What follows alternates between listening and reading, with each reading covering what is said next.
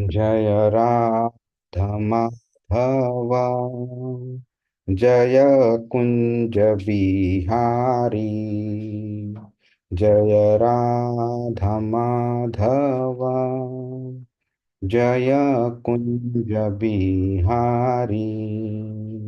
जय गोपी जन वल्लभ गिरिवरधारी। जय गोपी जन वल्लभ गिरिवरधारी। यशोदानंदन व्रज जन रंजन, यशोदानंदन व्रज जन रंजन। यमुना तीरा वनचारी, यमुना तीरा वनचारी। जय राधा माधव, जय कुंज बिहारी। हरे कृष्णा कृष्णा कृष्णा हरे हरे, हरे राम राम राम हरे हरे। हरे कृष्णा कृष्णा कृष्णा हरे हरे, हरे राम राम राम हरे हरे। जय राधा श्याम सुंदर, राधा श्याम सुंदर राधे। जय कृष्ण बलराम, कृष्ण बलराम, कृष्ण बलराम। जय कृष्ण बलराम, जय गौरानिताय, गौरानिताय, गौरानिताय। जय गौरानिताय, जय जय प्रभुपाद, प्रभुपाद, प्रभुपाद। जय श्रील प्रभुपाद। हरिनाम संकीर्तन की जय, श्रीमद् भागवतम की जय, श्रील प्रभुपाद की जय। Hare Krishna. Does anyone remember what did we do last week? Any summary of what Jai Govind Prabhu said?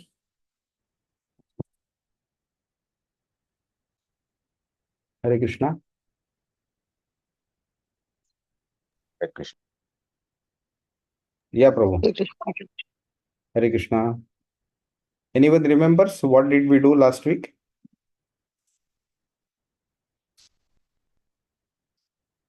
Sushil Prabhu?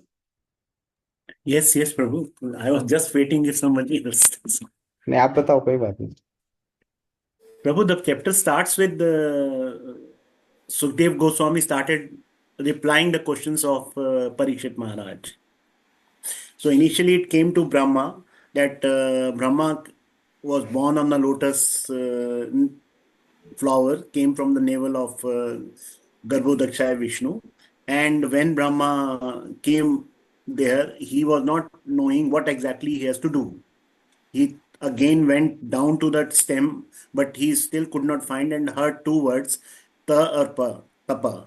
And then he did non-deceptive penance for 1000 years, which made Lord pleased on him, and Lord gave him the darshan, as well as Lord made him to see the Vaikuntha Lok with all his glories and Aishwaryas.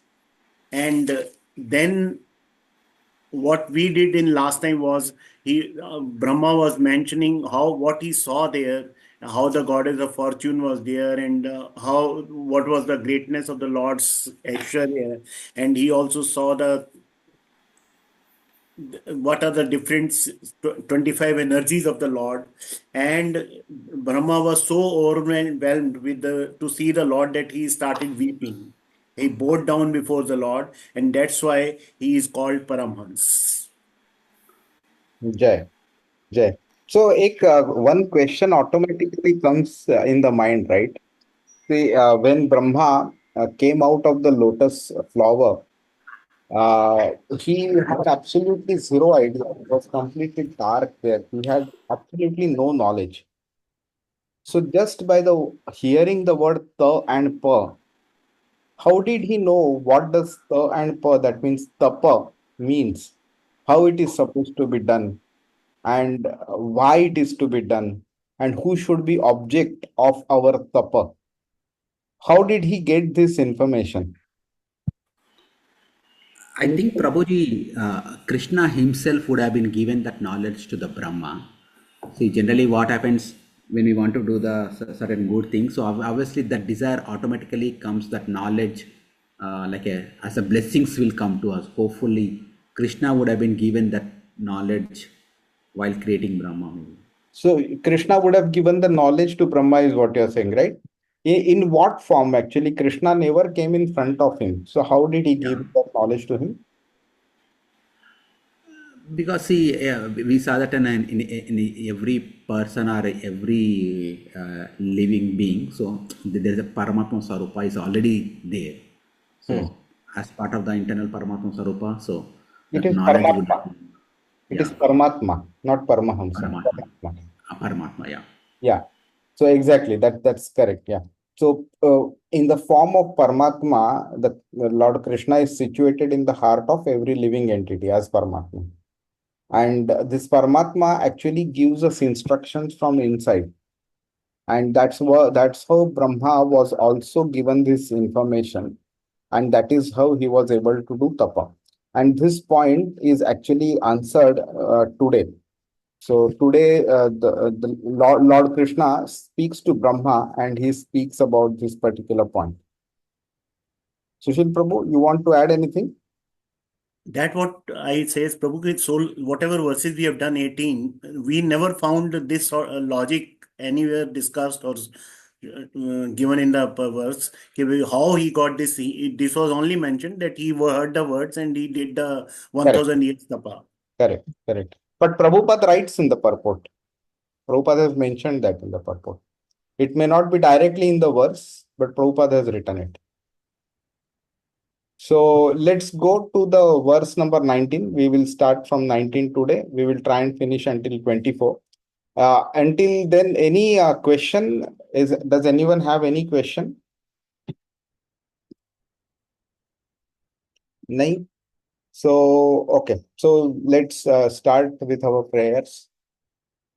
नारायणं नमस्कृत्य नरं चैव नरोत्तमं देवीं सरस्वतीं व्यासं ततो जयमुदीरयेत् नष्टप्रायेष्व भद्रेषु नित्यं भागवत सेवया भगवती उत्तमश्लोके भक्तिर्भवति नैष्ठिकी ॐ नमो भगवते वासुदेवाय ॐ नमो भगवते वासुदेवाय ॐ नमो भगवते वासुदेवाय.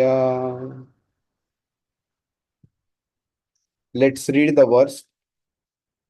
तं प्रीयमाणं समुपस्थितं कविं प्रजा विसर्गे निज शासनार्हणं बभाष ईषत् स्मितचोषिच्छा गिरा प्रियः प्रियं प्रीतमनः करे स्पृशन्. Anybody? Translation? Yes, Prabhu. And seeing Brahma present before him, the Lord accepted him as worthy to create living beings, to be controlled as he desired, and thus being much satisfied with him. The Lord shook hands with Brahma and slightly smiling addressed him thus. The creation of the material world is not blind and accidental or accidental. The living entities who are ever conditioned or nityabadh are thus given a chance for liberation under the guidance of his own representative like Brahma. The Lord instructs Brahma in Vedic knowledge in order to diffuse this knowledge to the conditioned souls. The conditioned souls are forgetful souls in their relationship with the Lord, and thus a period of creation and the process of dissemination of Vedic knowledge are necessary activities of the Lord. Lord Brahma has a great responsibility in delivering the conditioned souls, and therefore he is very clear. He is very dear to the Lord. Brahma also does his duty very perfectly, not only by generating the living entities, but also by spreading his party for reclaiming the fallen souls. The party is called the Brahma Sampradaya, and any member of this party to date is naturally engaged in the reclaiming the fallen souls back to the Godhead, back home. The Lord is very much anxious to get back his part and parcels as stated in the Bhagavad Gita, has stated in the Bhagavad Gita. No one is more dearer than the one who takes the task of reclaiming the fallen souls back to the Godhead. There are many renegades from the Brahma Sampradaya whose only business is to make men more forgetful of the Lord, and thus entangle them more and more in material existence. Such persons are never dear to the Lord, and the Lord sends them deeper into the darkest region of matter so that such envious demons may not be able to know the Supreme Lord. Anyone, however, preaching the mission of the Lord in the line of the Brahma Sampradaya is always dear to the Lord, and the Lord, being satisfied with such a preacher of the authorized bhakti cult, shakes hands with him in great satisfaction. Hare Krishna. Thank you, Prabhu. So we see here the word Priyam and Pritamanaha are used by Shukadev Goswami. So Priyam is basically somebody who is loved by someone, and Pritamana is when you are pleased with somebody because of certain actions, certain words, then Pritamana is used. Now, why was the Lord considering Brahma as Priyam, and why was he pleased with the Lord? So, first thing is, as Prabhuji used the word perfectly, the word tapasya was done in a non-deceptive manner. It's absolutely an important word actually, because any time, if during the tapasya, if you have any desire of fulfilling that for yourself, meaning trying to do a tapasya uh, for any gross benefit or a subtle benefit, which means gross meaning the body. The body is made out of the five material elements, right? Earth, water, air, fire, and ether. Now, if the body, when it is created out of these five material elements, plus the subtle body, that is man, buddhi, and ahankar, all of these are created out of material elements and they remain within the material world. So when you have to go beyond the material world, you have to give up all of this. Only then you can go to the spiritual world. So if one is performing tapasya for any of this one, the subtle body or the gross body, then that is a deceptive penance. Now, we see people reach the stage of dharana or dhyan or even samadhi. But in the mind, their objective is to obtain something as a better destination. They may want in the initial stages, they may want some siddhi to be achieved, anima, laghima, and those kind of siddhis. Okay, they when they grow mature from that, they may want to achieve a better destination like Brahma Loka, Swarga Loka, or as a position of Brahma or Indra or somebody like that. Now, all of these are again part of the material world. So, the word deceptive highlights that you are not running behind any of these. You are doing it completely for the satisfaction of the Lord. And in the third canto of Srimad Bhagavatam, in the 14th chapter, if I'm not wrong, there is one verse, 47th verse, where Krishna talks about how he is pleased. Okay, he is actually giving a description of the advent of Prahlad Maharaj. So that's why he is talking about everyone will be pleased with him. Him is Prahlad Maharaj. Why? Because the personality of Godhead, supreme controller of the universe, is always satisfied with a devotee who does not wish for anything beyond him. That means a devotee, a pure devotee, does not wish for anything other than Lord Krishna. And that's why the personality of Godhead, Supreme Lord, personality of Godhead, Lord Krishna, he is pleased with such a devotee completely. And because the Lord is pleased with such a devotee, everyone else is automatically pleased with him. So now you can see that Prita Manaha is appearing in such a manner that the Brahma did a non-deceptive penance, tapasya, because of which the Lord is pleased. And because the Lord is pleased with Brahma, everyone else automatically would become pleased with Brahma. So with that, with that happiness, the Lord is actually even shaking hands with Lord Brahma. Now, this would, I'm not meaning an expert in Shastra, but as far as whatever I have heard, have read so far, this is the only place where the Lord physically shook hands with somebody. We see that Kshirodakshay Vishnu touches the Shankha to the head of Dhruva. That we see, that physical contact is there. In Vrindavan Leela, the Lord Shri Krishna plays a lot and physically, touches the body of many Gopas or even Gopis also. That happens, but otherwise, if you remove the pure devotee aspect, from a demigod perspective, this is the only instance where the Lord has shaken hands with somebody. So this point is actually very important of the role of Brahma. Okay, so the many a times we hear people talking about this Big Bang theory, right?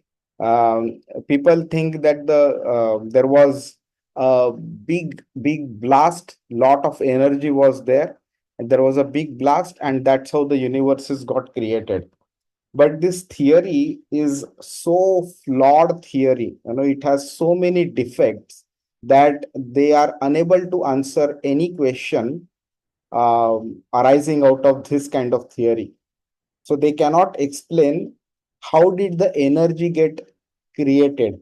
How did the energy get generated? Meaning what happened because of which there was a accumulation of energy and with such a big force that everything was shaken apart and thrown into pieces and the universes got created. They cannot answer that. They also cannot answer where did the raw material come from for which because of which the energy got generated. For that also somebody should have actually created it, right? If it is just earth, water and fire and ether, if that is the case, then somebody should have created it. It cannot get created automatically. That also cannot be answered. And the most important question which they cannot answer is that stuff which they are talking about is a non-living thing. It does not have life in it. How did life get created? That also cannot be answered by the scientists. So that's why Prabhupada, in fact, starts off with this point itself, that the creation of the material world is not accidental. It's not blind. There is a purpose behind it and there is a person behind it. So the purpose is that we wanted to enjoy away from the Lord. We thought that why should the Lord enjoy always? Okay, I also want to enjoy. Why should I always constantly serve the Lord? Why should I do that? Who is he? Sort of. So the Lord says, fine, you want to enjoy, no problem, but this is not your place. Okay, you will need to go to the material world. I will create the world for you. You go there, you enjoy whatever you want, be responsible for your actions, and then come back to me. That is the reason this material world has been created, for us to enjoy. Yeah. But what do? We only enjoy, we forget the Lord completely. So while being here, Ajnani navrutam jnanam tena muhyanti jantavah. In 5.15, Krishna says in Bhagavad Gita, Ajnani navrutam jnanam. Jnanam, knowledge, is covered, avrutam, by ajnan, that is ignorance, by lack of knowledge. So, in that stage, we consider ourselves to know everything. That is the first step of illusion. To consider right as wrong and wrong as right. To consider ourselves as the most knowledgeable person. That is the first stage of ajnan. So ajnani navrutam jnanam tena muhyanti jantava. And because of this, jantava, that is a living entity, is muhyanti, is bewildered. He is completely lost his mind. He thinks that he is the body, soul doesn't exist. He thinks that this body has been given him for only enjoyment and there is no other purpose of the body. That is what this foolish person thinks. And because of which he does not even have that level of basic knowledge to ask a question, who am I? What is the purpose of this material body given to me? And because of which he continuously roams around in the material world. And then because the Lord loves us, Sarvayonishu Kaunteya Murtaya Sambhavantiyaha Tasam Brahma Mahadyonir Aham Bija Pradapita. Let's just read this 14.3 and 4. These verses are very important.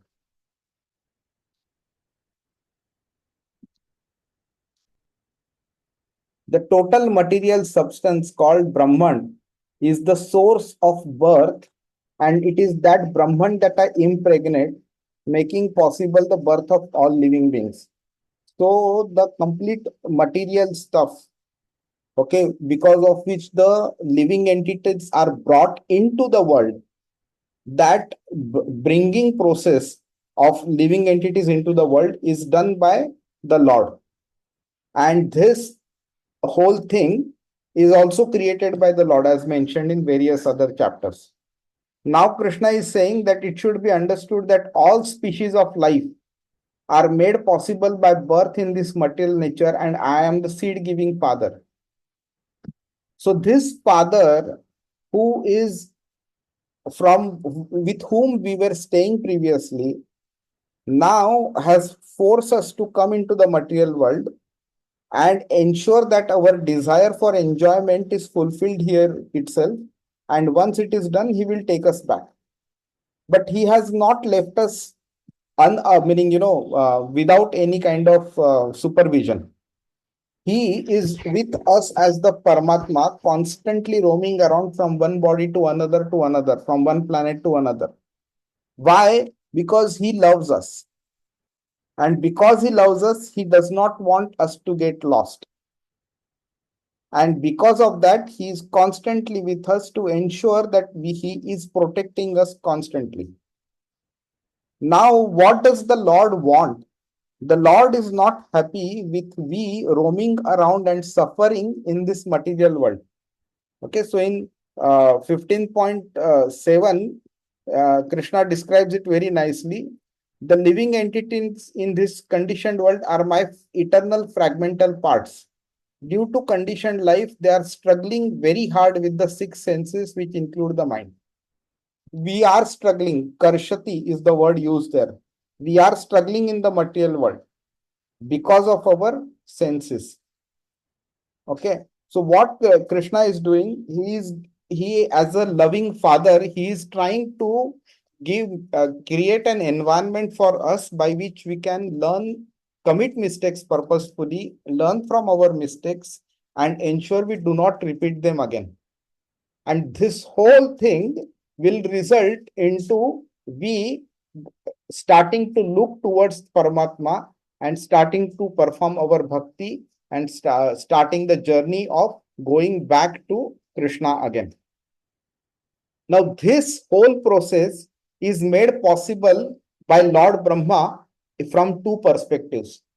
The first perspective is he creates this material world and ensures that the whole infrastructure, environment, the setup is done so that we can come into this material world and enjoy this material world and be satisfied with him and then go back to him. So that is the first responsibility Brahma is shouldering, to create this infrastructure. The second responsibility he is shouldering is to give knowledge to us so that we realize that this is not the place that we are supposed to be in permanently. We are supposed to go back to him. That is his objective, to reclaim back the fallen souls. That is how Prabhupada translates it. Now, because he is performing a dual role here of not just the infrastructure creator, but also a passage creator, a passage by which we will gather knowledge and go back to Krishna permanently. And that is why the Lord is extremely happy with Lord Brahma, because he is shouldering both these responsibilities. And Prabhupada also mentions that does his duty very perfectly, not only by generating, but also by spreading his party for reclaiming the fallen soul. So what he does, he imparts knowledge to people. He gives them the responsibility to impart knowledge further to more people. So that's why it is called as Brahma Sampradaya. Anybody remembers how many sampradayas are valid in Kali Yuga? 4, Prabhuji. 4, right? Which one are they? Brahma Sampradaya, Gauda Sampradaya, No. Kumara. Yes. Second. Shri Sampradaya. Perfect. Shri Sampradaya comes from whom? I don't remember, Prabhuji. Okay. Shri Sampradaya comes from Lakshmi Mata. Lakshmi Mata, yes. And the fourth one? Rudra Sampradaya. Yes, correct. So Rudra Sampradaya, which comes from Mahadev, Shankar Mahadev. Brahma Sampradaya comes from Brahma. Kumar Sampradaya comes from the 4 Kumars, Kumar, Sanatan Kumar, right? Who are the sons of Brahma. Right? So Chaitanya Mahaprabhu mentions in Chaitanya Charitamrut that these are the only 4 valid sampradayas in Kali Yuga. Any person who claims to be a guru in Kali Yuga has to be part of either of the 4 sampradayas. Any person who claims to be a guru but who's not part of any of these 4 sampradaya, Chaitanya Mahaprabhu uses the word utpat for such a person, which means just nuisance. He is only a nuisance to the society. That is what he mentions. So this whole the bunch of people, Rao Prabhu, if you can go on mute. Yeah, thank you. So the disciples of Lord Brahma, direct disciples, and the indirect disciples, all of these are part of Brahma Sampradaya. And that is what Prabhupada is writing, that he is not just bringing the living entities, he is also creating an kind of a path to generate knowledge, to create awareness among people. Hare Krishna.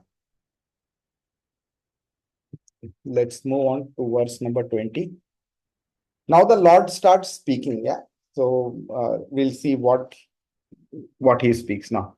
Shri Bhagavan Uvacha Tvayaham Toshitah Samyag Vedagarbha Sisrukshaya Chiram Bhrutena Tapasa Dustoshah Kuta Yoginam. Translation and purport. Hare Krishna. Hare Krishna. Hare Krishna. Translation. The beautiful personality of Godhead addressed Lord Brahma. O Brahma, impregnated with the Vedas, I am very much pleased with your long accumulated penance, with the desire for creation. Only I am pleased with the pseudo mystics. Purport. There are 2 kinds of penance, one for sense gratification and the other for self-realization. There are many pseudo-mystics who undergo severe penances for their own satisfaction, and there are others who undergo severe penances for the satisfaction of the senses of the Lord. For example, the penances undertaken to discover nuclear weapons will never satisfy the Lord because such a penance is never satisfactory. By nature's own way, everyone has to meet death. And if such a process of death is accelerated by anyone's penances, there is no satisfaction for the Lord. The Lord wants every one of his parts and parcels to attain eternal life and bliss by coming home to Godhead, and the whole material creation is meant for that objective. Brahma underwent severe penances for that purpose, namely to regulate the process of creation so that the Lord might be satisfied. Therefore, the Lord was very much pleased with him, and for this, Brahma was impregnated with the Vedic knowledge. The ultimate purpose of Vedic knowledge is to know the Lord and not to misuse the knowledge for any other purposes. Those who do not utilize Vedic knowledge for that purpose are known as Kuta yogis or pseudo transcendentalists who spoil their lives with the ulterior motives. Jai Srila Prabhupada. Thank you, Prabhu. So, we'll go by this the way the Prabhupada has bifurcated. So, penance is tapasya. So, tapasya doesn't necessarily mean that one has to sit in a meditative posture and close the eyes and do tapasya. That is not the only mechanism of tapasya. Okay, dhyan yoga is one method of tapasya. Okay, so if you remember in the 46th verse of 6th chapter, Krishna mentions tapasvibhyo dhiko yogi. So there are various types of tapasvis. Of all types of tapasvis, Krishna then mentions vaya bhakti yogi is superior. So point here is that tapasya is performed by various mechanisms. Dhyan is one of them. Now, a person, let's say a scientist who, as the example that Prabhupada has given, who has put in hours, many hours, days, months, weeks, years of efforts to develop a nuclear bomb, right? So that also is a tapasya. Why? Because to achieve a certain objective, he has sacrificed his bodily pleasures, his entertainment. He may not have looked after his family properly. Okay, he might have studied a lot, spent lot of hours in the research laboratory. So many things he must have done. So that also is a tapasya. But it is for a inappropriate, incorrect purpose. So such tapasya is not going to please the Lord. Now, it is not that the efforts are being ignored by the Lord. The motive is inappropriate. That's why the Lord says that this does not satisfy me. Now, you can add various other examples to this one. And we will take one example of sports also. So, for majorly popular sports are like football or cricket or something like that, right? Or basketball or whatever it is. Now, the greatest of the sportsmen of these particular sports, we can take their example. Let's take, say, for example, Sachin Tendulkar. So many hours of efforts he must have put in to develop the skill, the competency that is required to perform at the international level. Because of which, then he was able to score so many centuries and so many runs, right? But this is also tapasya only. But this tapasya is only meant for bodily pleasures, right? That kind of tapasya does not satisfy the Lord. So this tapasya may not necessarily help him go back to Krishna. Maybe out of the results that he achieves from this tapasya, if he is able to perform bhakti towards the Lord, then that will be appreciable by the Lord. But otherwise, it is just at a material level, performed bodily tapasya for a bodily result and enjoying the result also for bodily sense gratification. So this tapasya will not satisfy the Lord. So whether it is sports or science or whatever it is, as far as the objective is not towards the satisfaction of the Lord, that labor, that effort is useless. And the other point there is, if the Lord has decided who will die where and all that, these kind of actions become an accelerator towards the death of the other person.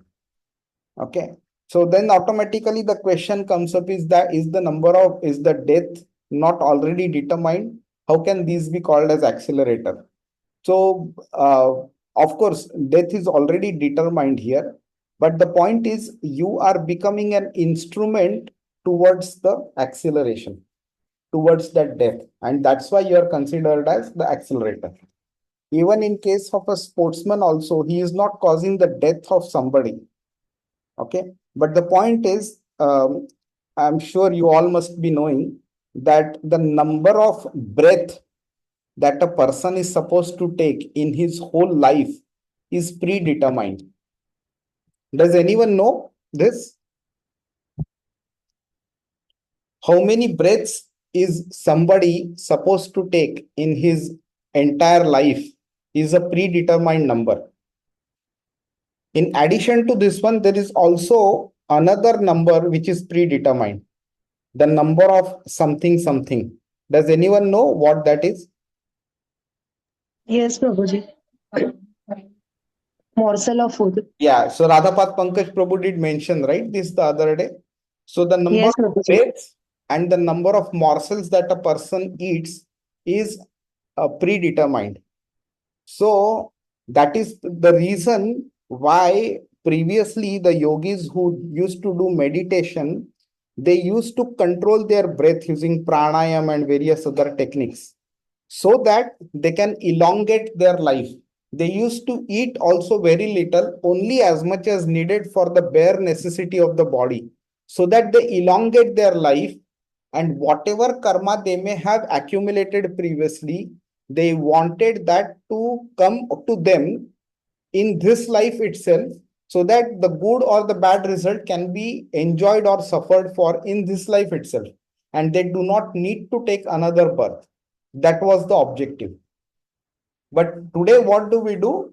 When we engage in sports, okay, it requires lot of stamina. So what it means is, we breathe far more than what we would otherwise in a normal course of action. If I am seated at a place or if I'm walking in a regular speed, I may breathe probably 5 times in a minute, right? But if I'm performing sports activities, I may breathe 10 times in a minute. So I'm actually reducing my lifespan by performing these activities. And that is the reason why the Lord mentions these are like, are Rajoguni activities. So that is why Krishna is saying that these kind of nuclear weapons or such kind of activities are not, although they involve penance, they are not satisfying the Lord. So the Lord does not feel meaning happy about our activities. Now comes another category, the self-realization category.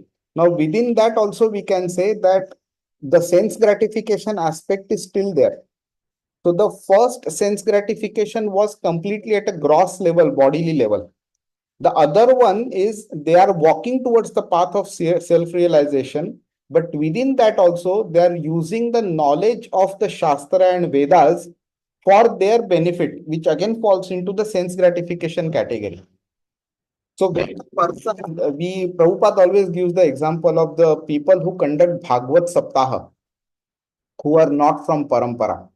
So these people who conduct Bhagavad Saptaha, their objective is to give some information to you from Bhagavad Puran, so that in those 7 days, so that they can earn money out of it, they can earn prestige out of it, they can earn respect out of it. Their objective is not to make you devotee. I don't want to name people here, but you will see lot of such people. Okay.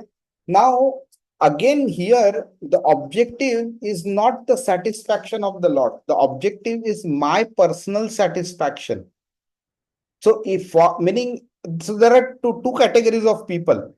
So, one who wants to perform a legitimate activity uh, who does not want to perform an illegal activity, illegitimate activity, but still wants to generate sense gratification. And such people then do not want to walk outside the path of dharma. So they prefer to remain within dharma, that is doing Bhagavad Saptaha and similar kind of karma kanda kind of stuff, but they want personal benefit. The other ones are useless people anyway who perform pap or sinful activities for the sake of sense gratification. Now, such people, when they are using dharma, the shastra, for their sense gratification, then these kind of activities come in picture.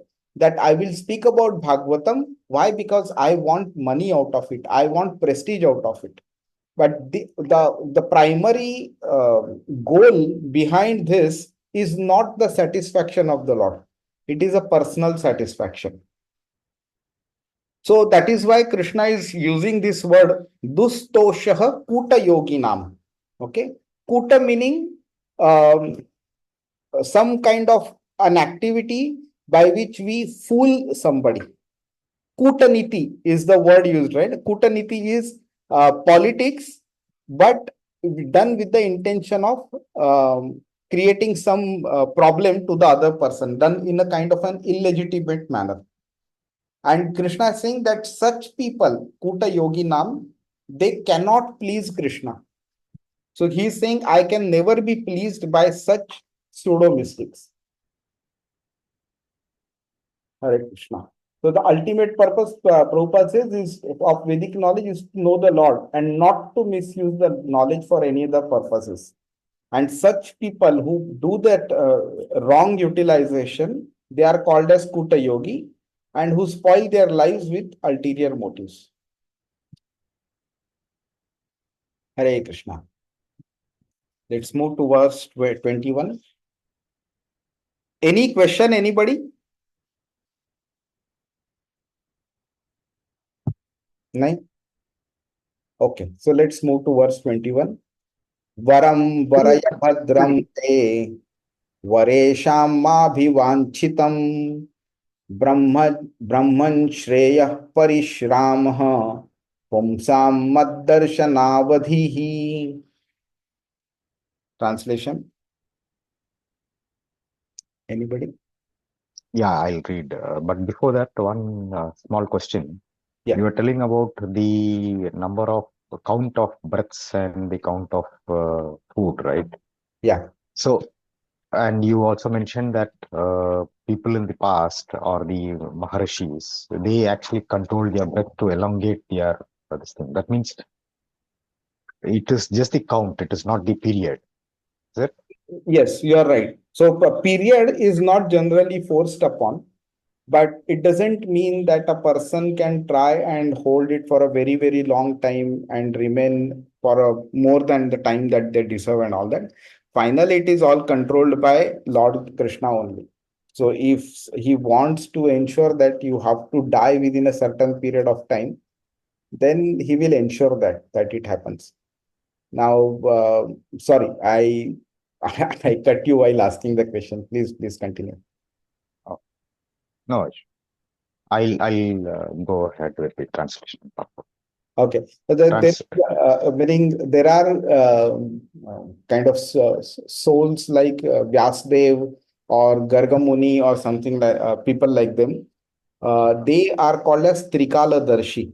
So they know the past, present, and future. And people like Gargamuni have stayed on in multiple yugas also. So one yuga, you know how long it is. Yeah, Right? yeah. These people have stayed on in multiple yugas.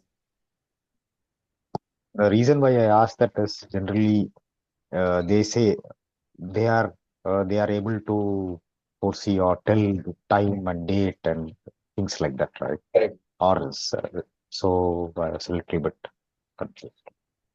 Yeah. Translation by Sri Prabhupada, Jai Srila Prabhupada. I wish you good luck, O Brahma. You may ask from me, the giver of all benedictions, all that you may desire. You may know that the ultimate benediction as the result of all penance is to see me by realization. Purport. Purport by Srila Prabhupada. Jai Srila Prabhupada. The ultimate realization of the supreme truth is knowing and seeing face to face the personality of Godhead. Realization of the impersonal Brahman and localized Paramatma, features of the personality of Godhead, is not ultimate realization. When one realizes the Supreme Lord, one does not struggle hard to perform such penances. The next stage of life is to discharge devotional service to the Lord just to satisfy Him.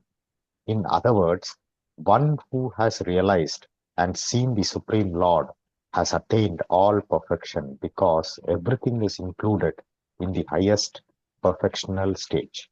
The impersonalists and the pseudo mystics, however, cannot reach this state. Jai Srila Prabhupada. Hare Krishna. Jai Shri Prabhupada. Thank you so much, Prabhu. So there is one verse in Srimad Bhagavatam, 12th canto, in the 13th chapter. Let's look at that.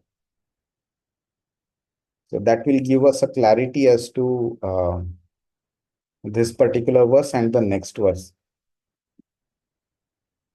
So 13th chapter of the 12th canto is the last chapter of Srimad Bhagavatam. So here, this is a famous verse. You might have heard this before. Yam Brahma Varunendra Rudra Maruta Stuvan Stunvanti Divyai Stavai. So there, this particular line that comes up, okay. Dhyana Vastita Tadgatena Manasa Pashyanti Yam Yogino. Beautiful point this is. What it means is Dhyana Avasthita. So dhyana avasthita meaning of the Ashtanga Yoga. Does anyone remember how many limbs of Ashtanga Yoga are there? 8. 8. And what are these? Yam, Niyam. Correct. Probably I will have to refer. I forgot. Yam Niyam. Okay, Sushil. Then asan, pranayam, pratyahar, dharana, dhyan, samadhi. Perfect. So that dhyan stage of Ashtanga Yoga, okay, that is being referred here. He is saying dhyana avasthita. In that dhyana stage, okay, that is the stage where Krishna says, even in the 6th chapter of Bhagavad Gita, that you start realizing the Paramatma within your heart. And here also he is saying the same thing. Dhyana avasthita tadgatena. Okay. Tad meaning unto him, that is the Paramatma. Manasa. When you keep that as your destination, gatena, you start realizing, you start seeing, okay, that Supreme Personality in the form of Paramatma. So the yogis who are in the Dhyana Vasthita are able to see the Paramatma in that stage. Now the point here is seeing the personality, although it talks about the Paramatma stage here, okay, in the 6th chapter, in the second last and last verse of Bhagavad Gita, Krishna gives one more level of higher level of description of the yogi. He says that of all the various yogis, the one who is somebody who abides in me, constantly thinks of me, is the best of all yogis. So in the 46th verse, he is saying a yogi is greater than the ascetic, that is the tapasvi. He is greater than the empiricist, that is the jnani, and greater than the fruity worker, which is a karmi also. So he is saying, Krishna to Arjun, become a yogi. Now, why a yogi? Because, and which kind of yogi? He is saying of all the yogis, the one who has great faith in me, that is in Krishna, and who constantly abides in Krishna, thinks of Krishna, and renders transcendental loving service to Krishna, he is the most intimately united with Krishna and is the highest of all. Now, why are we discussing this point? Because Brahma was able to know the Lord and see the Lord face to face, which Krishna is talking that this is the ultimate benediction, the ultimate result. Whatever penance you perform, if that penance does not help you see Krishna, be with Krishna, then that penance is not the best penance. But if you are performing some penance, it may be Dhyan Yoga also, fine. But if that penance helps you, if that tapasya helps you see Krishna, then that is a acceptable penance. So he is saying that seeing me face to face is the best result of all penances. So even in fact, just to take that point forward, the Dhyan yogis may not necessarily be able to see Krishna. Okay. Why? Because seeing Krishna requires a personal relationship. We need to serve the Lord in a personal form. The Dhyan yogis, they consider Paramatma as the supreme, not Krishna as the supreme. That's why Krishna says that their knowledge is still limited. It's not the perfect knowledge. And that is why in the 8th chapter, he mentions that one who is able to go beyond that stage, okay, he is using this particular verse. After being situated in this yoga practice and vibrating the sacred syllable Om. So just by doing dhyan is not sufficient. You have to even chant Om also. Okay, if one thinks of the Supreme Personality of Godhead, if one thinks of Krishna and quits his body, then only he will reach the spiritual planet. So the big if condition that is mentioned here is thinking of the Supreme Personality of Godhead. So to be able to go to the planet of the Lord, you have to be an acquaintance of the Lord. Otherwise, that entry to that planet is not possible. And to be able to become an acquaintance of the Lord, you need to think about him, you need to serve him. And why Lord? We will come to this particular chapter again because the next verse talks about the Lord's abode also. So we'll talk about it. Yeah. We'll go to verse 22. मनीषितानुभावोऽयं मम लोकावलोकनं यदुपश्रुत्य रहसि चकर्थ परमं तपः. Translation, anybody? Hare Krishna. Hare Krishna. Translation in purport by Sri Prabhupada ji. Jai Sri Prabhupada. The highest perfectional ingenuity is the personal perception of my abodes, and this has been possible because of your submissive attitude in the performance of severe penance according to my order. Purport. The highest perfectional stage of life is to know the Lord by actual perception. By the grace of the Lord, this can be attained by everyone who is willing to discharge the act of devotional service to the Lord as enjoined in the revealed scriptures that are standard and accepted by the bona fide acharyas, spiritual masters.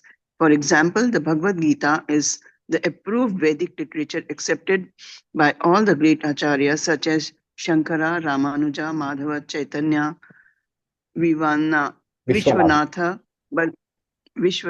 Baladeva, Siddhanta Saraswati, and many others. In that Bhagavad Gita, the personality of Godhead, Sri Krishna asks that one always be mindful of him, always be his devotee, always worship him only, and always bow down before the Lord. And by doing so, one is sure to go back home, back to Godhead, without any doubt. In other places also, the same order is there, that one give up all other engagements and fully surrender unto the Lord without hesitation. And the Lord will give such a devotee all protection. These are the secrets of attaining the highest perfectional stage. Lord Brahma exactly followed these principles without any superiority complex, and thus he attained the highest perfectional stage of experiencing the abode of the Lord, and the Lord himself with all his paraphernalia Impersonal realization of the effulgence of the Lord's body is not the highest perfectional stage, nor is the stage of Paramatma realization. The word Manishita is significant. Everyone is falsely or factually proud of the so-called learning. But the Lord says that the highest perfectional stage of learning is to know Him and His abode, devoid of all illusion. Hare Krishna. Thank you, Prabhu. Thank you so much, Mataji.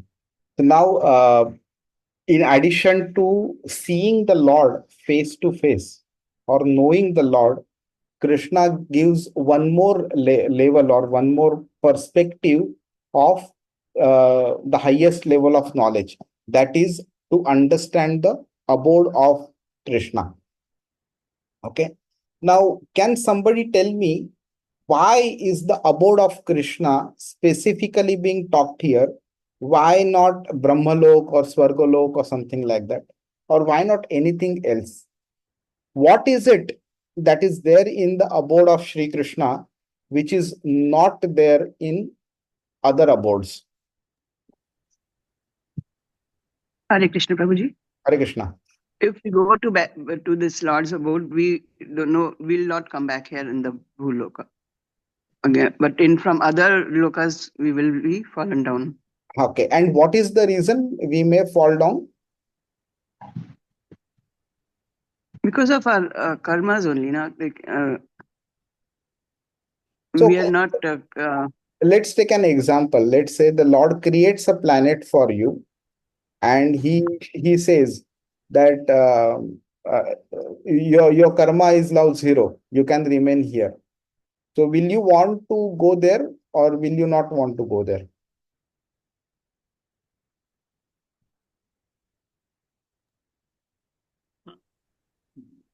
What I feel, Prabhu, we should not desire for such No, that is places. correct. Desire is correct. I'm saying to know whether to desire or not, you need to know first what is special about the Lord's abode, which is not there in other planets. All other planets are subject to destruction except the Lord abode. Perfect. And the other planets which are not subject to destruction, they also do not have the physical presence of Lord Shri Krishna always. There could be some other manifestation of Lord Shri Krishna in that planet, but that is also perfectly fine. So here in the verse number 18, 19, and I think 18 and 19, yeah. In the 8th chapter, the Lord talks about the destructive nature of the of planets, other planets. So he's saying at the beginning of Brahma's day, this is 8th chapter Bhagavad Gita. At the beginning of Brahma's day, all living entities become manifest from the unmanifest state. And thereafter, when the night falls, they are merged into the unmanifest again. Okay. Again and again, when Brahma's day arrives, all living entities come into being, and with the arrival of Brahma's night, they are helplessly annihilated. Right? So, the whole material planet on which we are staying today, that whole planet in itself is going to get destroyed. It's not just that, we will have to take birth and earth will remain here or Swarga will remain there. No. When Brahma's day comes, the planets are created, the living entities are brought from their unmanifested into the manifested, and they are given a body, whatever body is suitable. When Brahma's night comes, again the living entities are brought into the unmanifested and the planets are destroyed. So this destruction continuously happens. So that's why Prabhupada used to say that you are trying to create a permanent enjoyment on this planet, but this whole planet in itself is not going to remain. So I may create a great building called as Burj Khalifa. It may remain strong for 10,000 or 100,000, 10 million years also.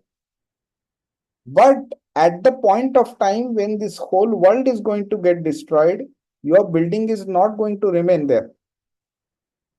So the point is, you are creating something which is anyway going to get destroyed. Rather than that, use your efforts, do that tapasya for something which is everlasting, which will remain with you permanently. So you are not going to reinvent new Burj Khalifa in every life. You don't need to. So, does anyone know who are all these great personalities which Prabhupada has mentioned here? Shankara. Who is Shankara here? Shankara is Shiv only. Shankaracharya. Yeah, he's Shankaracharya. Yeah. So basically, Acharya. it's not the demigods that are talked about here, it's the acharyas that are mentioned here. So then the next one is Ramanujacharya. Ramanujacharya was the great acharya in the Shri Sampradaya. Madhvacharya. Madhvacharya, anybody knows which Sampradaya he is from? Brahma Gaudiya Sampradaya. Yes, Brahma Madhva Gaudiya Sampradaya, correct. And Chaitanya, who is Chaitanya? Chaitanya Mahaprabhu. Yes, Chaitanya Mahaprabhu, right? But why is he mentioned as an acharya? Chaitanya Mahaprabhu is Krishna himself, right? He taught us, Prabhuji, Krishna consciousness only. Yeah, so He's he given came, it the yeah, correct, right, Madan. So he came to enlighten us, to give the Mahamantra to us. So he did not, except for his very close associates, he did not reveal to others that he is Krishna. So he actually, traveled around India as an acharya. Then Vishwanath is Vishwanath Chakravarti Thakur, another great acharya. Baladev is Baladev Vidyabhushan. So if you would have read Prabhupada's Gita, in the first introduction, Prabhupada has written that I dedicate this book to Shri Baladev Vidyabhushan, who has written a commentary on Bhagavad Gita, because of which Prabhupada could read and understand and gather knowledge. And Siddhanta Saraswati is Bhakti Siddhanta Saraswati Thakur. Anybody knows who he is? Guru. Yeah. Guruji of Yeah, he's Guru. Prabhupada. Prabhupada. Srila Prabhupada. Exactly. He is Siddhanta, Bhakti Siddhanta Saraswati Thakur is considered to be the lion devotee. So he was very, very fierce in preaching. So one small incident about this great personality. So Bhakti Siddhanta Saraswati Thakur's father is Bhakti Vinod Thakur. So Bhakti Vinod Thakur had, I think, 5 or 6 children before Bhakti Siddhanta Saraswati. And but none of them were meaning, highly inclined or oriented towards the Lord. So Bhakti Vinod Thakur, he prayed to Krishna to give him one son who will be focused only on Krishna, and he will be able to, propagate the message of Krishna to everybody. And then Bhakti Siddhanta Saraswati Thakur was born. So when he was 3 days old, just 3 days old, Jagannath Rath Yatra was going on. So Rath Yatra, the cart, it stopped in front of the house of Bhakti Vinod Thakur. And it cannot be moved. Nobody was able to move that cart at all. Hundreds of devotees were trying to pull, but it just could not be moved. Nobody was able to move. The cart remained there for 3 days. It does not happen. It has never happened previously. And at least in the various incidents that I have heard about Jagannath, I have not heard such a thing repeating later. So the cart did not move for three days, 3 nights. The devotees were unable to understand what to do. That is when somebody thought there is something that the Lord wants to see, after which he will move from here. Then somebody told about the birth of Bhaktisiddhanta Saraswati. Then the child was brought in front of Jagannath. He gave blessings to him. and the child was taken inside, and then the cart moved later. That is the glory of Bhaktisiddhanta Saraswati Thakur. He remained a Naishtiki Brahmachari, did not marry. He established the matha, which previously we used to call, right, a temple where education is also provided, is called as matha. So he established 64 mathas in Bengal, and he was the primary reason why Chaitanya Mahaprabhu's glories could be spread across to the rest of the India also. Of course, Prabhupada took it to the rest of the world. So that was the glory of Bhaktisiddhanta Saraswati Thakur.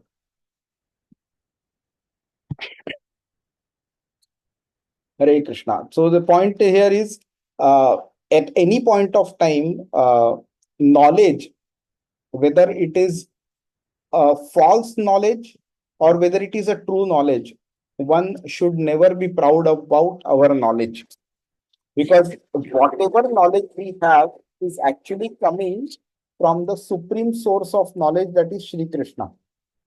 So our knowledge can never be more than Lord Shri Krishna's knowledge. So what should we be proud about? If I have borrowed some money, let's say from Ambani, Mukesh Ambani, he has billions of dollars, and I have borrowed $1 billion from Mukesh Ambani. What should I be proud about? This is not my money. I may have a little more money than many other people in the society, but finally, this is not my money. This is Mukesh Ambani's money. I have to give it back to him anyway. So the Lord is saying that you, even if you possess the right knowledge and a huge quantity of knowledge, you should not be proud about it. And in such a state, you will be able to please me. And if I am pleased with you, only then you will be able to see me face to face. Otherwise, that is not possible. You neither can see me face to face, nor can you come to me on my planet also. Hare Krishna. So let's move to verse 23. Pratyadishtam maya tatra tvai karma vimohite tapo me hrudayam sakshad atmaham tapaso nagha. Translation and purport. Who's reading? I can go ahead. Yes, please. What is that? Translation by Srila Prabhupada. Yes, Prabhupada. O sinless Brahma, you may know from me that it was I who first ordered you to undergo penance when you were perplexed in your duty. Such penance is my heart and soul, and therefore penance and I are not non-different. Purport by Srila Prabhupada, Jai Srila Prabhupada. The penance by which one can see the personality of Godhead face to face is to be understood as devotional service to the Lord and nothing else, because only by discharging devotional service in transcendental love can one approach the Lord.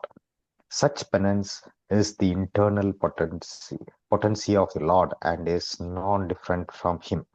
Such acts of internal potency are exhibited by non-attachment for material enjoyment.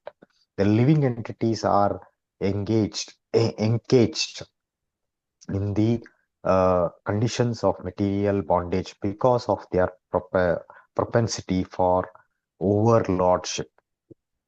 But by engagement in the devotional service of the Lord, one becomes detached from this enjoying spirit. The devotees automatically become detached from worldly enjoyment, and this detachment is the result of perfect knowledge. Therefore, the penance of devotional service includes knowledge and detachment, and that is the manifestation of the transcendental potency. One cannot enjoy material illusionary prosperity if he desires to return home, back to Godhead. One who has no information of the transcendental bliss in the association of the Lord foolishly desires to enjoy his temporary material happiness. In the Chaitanya Charitamrita,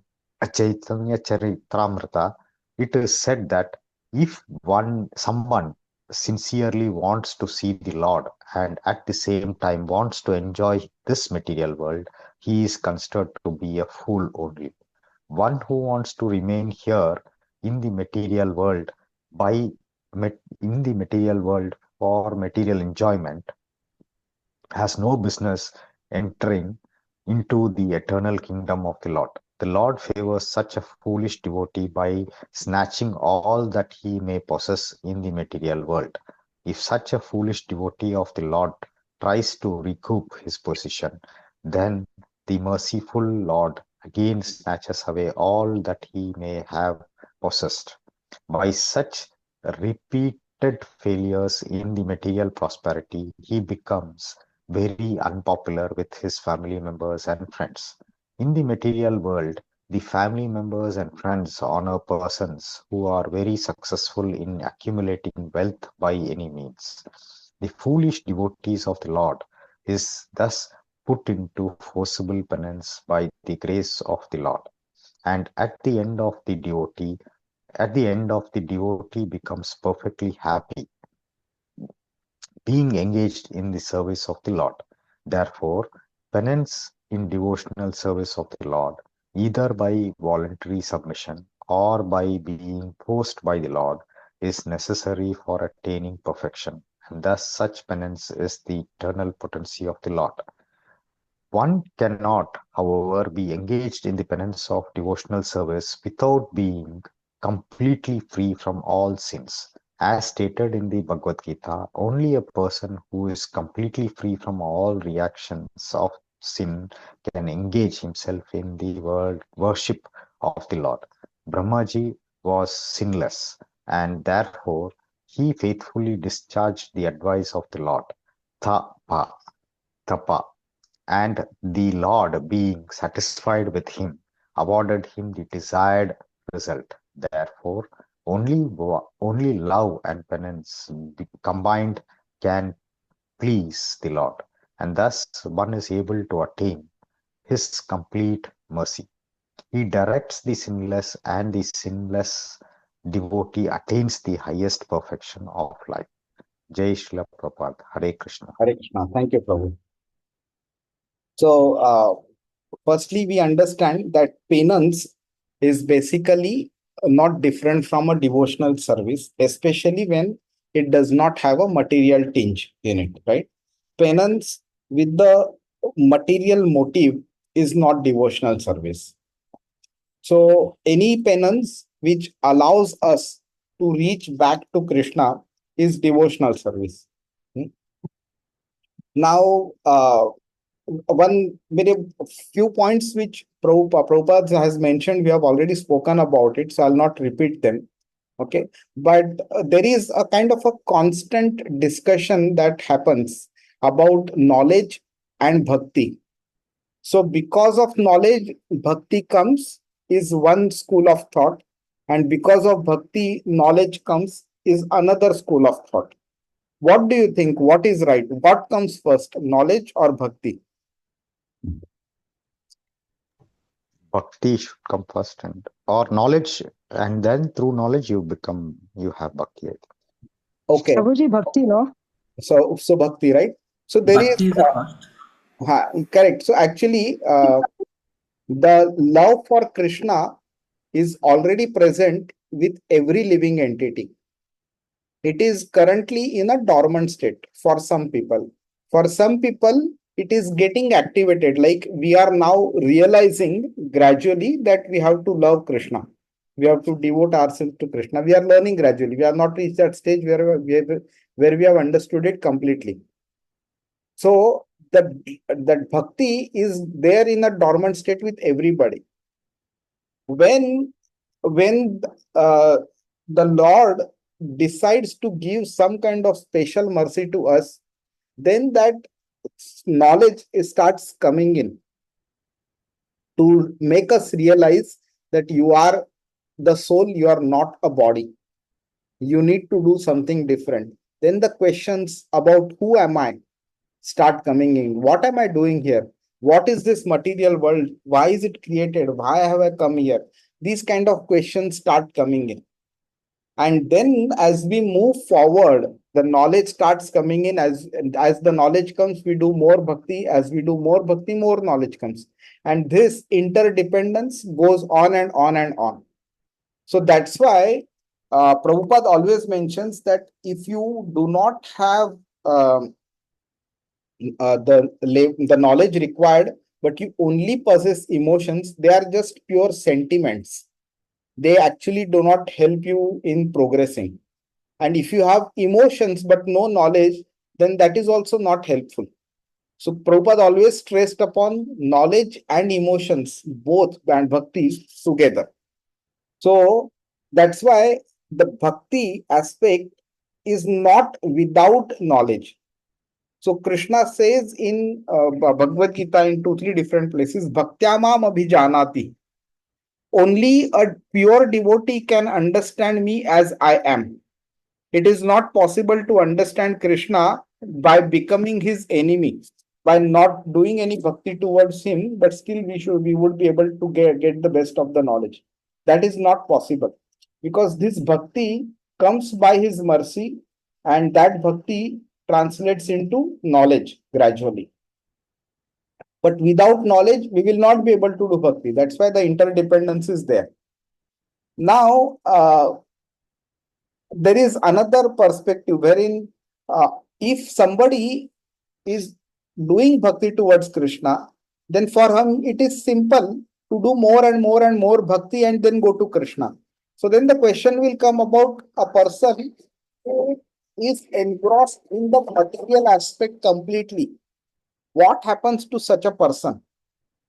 Okay, so Prabhupada has written here, the Lord favors such a foolish devotee by snatching all that he may possess in the material world. Okay, so I'll show you one verse in Srimad Bhagavatam, but I want a kind of promise from all of you that if I show this verse to you, you will not stop coming to Bhagavatam class or not stop worshipping Krishna from tomorrow onwards. Are you okay? Shall I show that verse? Yes, Prabhuji. Yes, Prabhuji. Okay, so this 88th chapter of 10th canto of Srimad Bhagavatam, it starts with Yudhishthir asking a question, meaning Parikshit Maharaj asks a question to Shukadev Goswami. Shukadev Goswami, rather than giving a new answer, he says that the same question was asked by Yudhishthir before. Okay, so what did he ask? Parikshit Maharaj, those demigods, demons and humans who worship Lord Shiva, who is a strict renunciant, meaning he lives like a kind of a renunciant, a yogi who barely wears cloth. Okay, his body is full of the ash. He has the mala of the skulls of various people. Okay, and he does not have even a place to stay also properly. But the devotees of Lord Shiva, they enjoy wealth and sense gratification. Okay, see the contrast. While the worshippers of Supreme Lord Hari, the husband of goddess of fortune, they do not. What does it mean? That you have two different, meaning great gods. Okay, one who lives in a very kind of a mendicant manner, who does not have anything with him, but his devotees are very opulent, rich, wealthy, famous. They have a lot of sense gratification. But here you have Vishnu, that Vishnu is having Kaustubh money and great garments and so many jewels, and he lives like, and he is the husband of goddess of fortune. So he has everything. But the devotees of Lord Vishnu, they live like a very, very poor person. Okay. You know about Sudama, right? He did not have food to eat for his daily bread also. So Parikshit Maharaj asking, how is it possible? So Yudhishthir had asked a similar question, to Narad Muni, if I'm not wrong. And I think then Krishna answered it. So he says, this is an important verse, okay? If I especially favor someone, I gradually deprive him of his wealth. Then the relatives and friends of such a poverty-stricken man abandon him. In this way, he suffers one distress after another. When he becomes frustrated in his attempts to make money and instead befriends my devotees, yeah, this is important. Many people do not have money. Many people are frustrated in trying to make money, but not everybody comes in association with the devotees of Krishna. If they do come, then Krishna says, I bestow my special mercy upon him. Okay. Now that special mercy enables that person to start the path of devotional service to Krishna. So are you scared of this one? Will you run away from Srimad Bhagavatam or Shri Krishna or ISKCON or Hare Krishna Mahamantra now? No, Prabhuji. नहीं चाहिए, कृष्णा नहीं चाहिए, लेकिन हमारा पैसा रखना है हमारे पास. Yeah, so no, so basically such kind of instructions are given at a little advanced stage. That stage by when we understand that material world, money and all these factors of material world are temporarily going to be with us. Permanently they will not be with us. Permanently what will remain with us? Any idea? What will remain Bhakti. with us permanently? Huh? Bhakti. Bhakti, yes. And where is it confirmed? Where is it confirmed? In which verse? Bhagavad Gita, Bhagavatam, where is it confirmed? In Bhagavad Gita, Bhagavad I Gita, think we Prabhuji, talk but I about this don't all. remember. In the Bhagavad Gita, right? Correct. Where exactly in Bhagavad Gita? Anybody remembers? Rakesh Prabhu is I our... don't remember exactly where it is. Okay. Rakesh Prabhu is our expert in shlokas. नहीं sir, क्या पूछा? Audio थोड़ा problem. Where is it mentioned in Bhagavad Gita that whatever we do will remains with us in terms of bhakti? So in the verse 37, 38 and 39 of the 6th chapter of Bhagavad Gita, Arjun asks one question. What happens to a unsuccessful yogi? So at the beginning, he gives up his material path, sense gratification path, and instead he starts following the spiritual path. But in the spiritual path also, he is unable to complete his journey. And before even reaching the destination, he gives up his life, or he is unable to achieve the destination because he might get diverted to material enjoyment. What happens to such an unsuccessful yogi is the question Arjun asks Krishna. So what Krishna says, the first thing, a transcendentalist engaged in auspicious activities does not meet with destruction either in this world or in the spiritual world. Okay. The unsuccessful yogi, after many, many years of enjoyment on the planets of pious living entities, that means Svargaloka. So that means first, after giving up the body, because he was attracted to material enjoyments, that person is allowed to go to Svargaloka, and far more than the enjoyment that he can imagine on earth, he gets far more enjoyment in Svargaloka, and not just for few years, but many, many years. After he finishes off his activities in Svargaloka, he is born into either of the two families, righteous people or rich aristocracy, meaning either Brahmanas or wealthy people. Then another path is there, a person who has done far more. He has gone a lot ahead on the path of yoga. such a person, if unsuccessful after long practice of yoga, he takes his birth in the family of transcendentalists, that is devotees. Dhimatam was the word used, who are great in wisdom. He's saying, Krishna is saying, such a birth is rare in this world. After taking such a birth, he revives the divine consciousness of his previous life and again tries to make further progress in order to achieve complete success. So this is what happens if the Lord bestows special mercy on you, because of which you become disinterested in the material aspect of life, and because of which you start doing devotional service to him. Because of that, whatever stage you are at when you leave your body, you start from that point to into in the next life. And the Lord takes you forward one step at a time. Gradually, he will start taking you forward until you are able to go to his planet personally and see him face to face, which is the ultimate destination.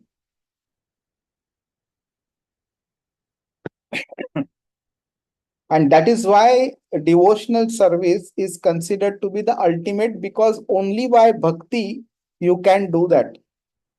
With other yoga systems, you cannot achieve what bhakti can help you achieve. Any idea where is it mentioned? Where is this point mentioned in Bhagavad Gita? It comes in the Bhakti Yoga It's chapters. correct. So it comes in the last verse of the 8th chapter. A person who accepts the path of devotional service is not bereft. So he gets whatever the other one gets. Is not bereft of the results derived from studying the Vedas, performing sacrifices, undergoing austerities. This is the penance here. Huh? Giving charity or pursuing philosophical and fruitive activities. So whatever activity other people of other yoga systems do, whatever benefit they get out of it, this person in Bhakti Yoga also gets the benefit of that. But whatever benefit the Bhakti Yogi gets, the other ones do not get. Okay. So he is saying simply by performing devotional service, he attains all these meaning whatever has been mentioned of the other yoga systems, and at the end he reaches supreme eternal abode. So that is the confirmation he has given. Hare Krishna. Let's take verse number 24 quickly. Okay. Srujami tapasai vedam grasami tapasa punah bibharmi tapasa vishwam viryam me dushcharam tapah. I create this cosmos by such penances. I maintain it by the same energy, and I withdraw it all by the same energy. Therefore, the potency is penance only. In executing penance, one should be determined to return home, back to the Godhead, and must decide to undergo all types of tribulations for that end. Even for material prosperity and name and fame, one has to undergo severe types of penances. Otherwise, no one can become an important figure in the material world. Why then should there not be severe types of penances for the perfection of devotional service? Any easygoing life and attainment of perfection is transcendental realization cannot go together. The Lord is more clever than any living entity. Therefore, he wants to see how painstaking the devotee is in devotional service. The order is received from the Lord either directly or through the bona fide spiritual master, and to execute that order, however painstaking, it is the severe type of penance. One who follows the principle rigidly is sure to achieve success in attaining the Lord's mercy. Hare Krishna. Yeah, yeah. Thank you, Prabhu. So now basically this is a kind of a conclusion the Lord has given, that you cannot expect quick results on the path of bhakti. Um, uh, there are many times people think कि भाई एक जगह पे बैठना है, सिर्फ chanting करते बैठना है और कुछ करना नहीं है, कृष्णा लेके जाएगा. Yes, that is good, no doubt about it. It is definitely better than karma kanda. It is definitely better than even dhyan yoga also. chanting is definitely better. But the Lord wants us to do something more. The Lord does not want this process to become physically simple, which should not be the reason why we should accept it. So because Dhyan Yoga involves lot of doing tapasya, holding the breath, leaving it from one nostril, taking it from another nostril, and closing the eyes half, and being able to concentrate on the tip of the nose of the person. This is a very difficult process. So you should not become attracted to devotional service bhakti because the Dhyan Yoga process is difficult. You should become attracted to bhakti because you have a natural attraction to the Lord. You do not want to remain separate from the Lord. That should be the basis on which we should accept bhakti. If we accept bhakti because we are irritated of the material world and मुझे छोड़ के जाना है, तो again that is a selfish motive. तो once we like, ये कैसा होता है, there is a child who is meaning pretending to study. तो उसने क्या किया है, ऐसा बुक पकड़ रखा है सामने एंड बुक के अंदर मोबाइल है उसके. तो mummy is sitting on the other side, mummy is thinking he is studying, but she doesn't know that there is a mobile inside. तो जब अभी why he is doing it that way, because he fears the mother. The moment the mother goes out in the other room or she goes out to market, ये बंदा क्या करेगा, लड़का वो book बाजू में रखेगा, मोबाइल के साथ डायरेक्टली खेलेगा, because now the fear is gone. So when we are fearful of the material world, because of which we take up bhakti, so at a certain point of time we are going to go outside this material world. At that time the fear of the material world will go away. तो वो time पे क्या हम लोग भक्ति छोड़ देंगे? So the Lord does not want that to happen. That's why the Lord is saying, wholeheartedly come to me and then perform bhakti. You should understand why you are doing it. And agar aap wholeheartedly karoge, so then there is no question of we leaving it. And that process is not simple. To be able to give up all material desires and wholeheartedly focus only on Krishna, that process is difficult. So that's why he is saying कि this whole process is a penance. Tapasya hai ye. So that tapasya, the Lord becomes happy with such a tapasya because he knows now you want to achieve me, nothing else. And when he is happy with us, then all things become simple. Hare Krishna. Lord's mercy अगर मिलानी है, special कृपा चाहिए अपने को, तो हमें भी कुछ स्पेशल करना ही पड़ेगा. हरे Krishna. So now we are coming very close to the Chatushloki Bhagavatam, which starts from verse number 33. So 33 and 34 we will do in one class, and 35, 36 we will do in one class. So I think in probably one or two more classes we will reach Chatushloki Bhagavatam. So please don't miss that.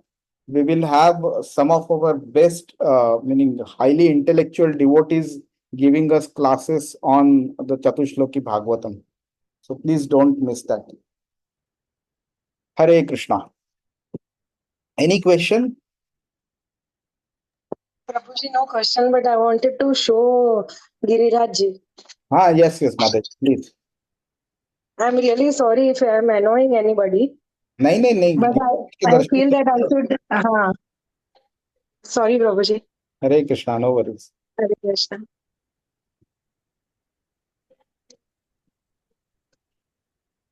Jai.